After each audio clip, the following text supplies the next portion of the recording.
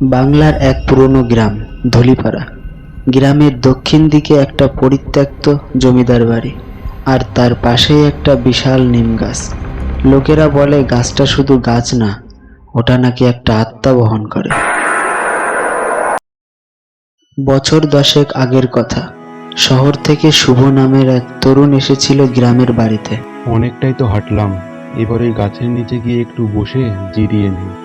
আমাদের গ্রামের সেই পুরনো নিম গাছে নাকি ভূত থাকে, কিন্তু আমি তো এসবে বিশ্বাস করি না। ভূত বলে কিছু নেই, সবই গাঁজাখড়ি। ওই দেখ, ওইটা ধুলিপাড়া নিম গাছ। সন্ধ্যার পরে কেউ ওর নিচে দাঁড়ায় না, গাছ নাকি ডাকে। আরে ভাই, গাছ আবার ডাকে? এসব গল্প দিয়ে ভয় দেখাস না।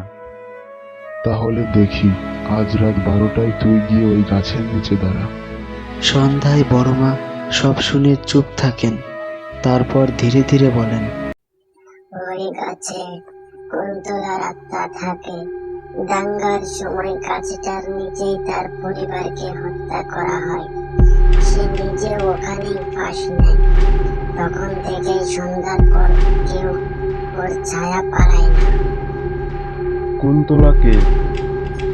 তার নাম কেউ নেয় না এখন। সে শুধু তাদের ডাকে যারা বিশ্বাস করে না।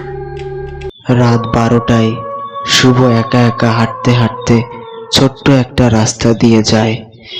কিছুক্ষণ পর সে ওই পুরাতন নিম গাছের নিচে পৌঁছে যায়।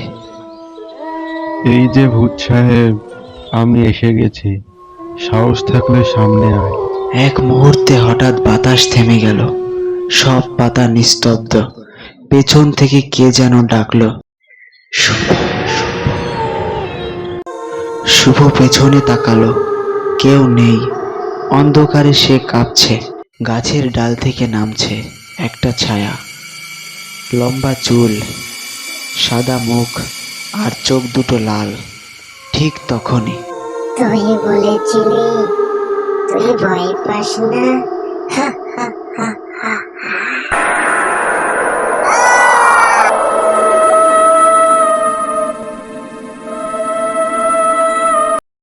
পরদিন সকালে গ্রামের লোক শুভকে নিম গাছের নিচে অজ্ঞান অবস্থায় পড়ে থাকতে দেখে।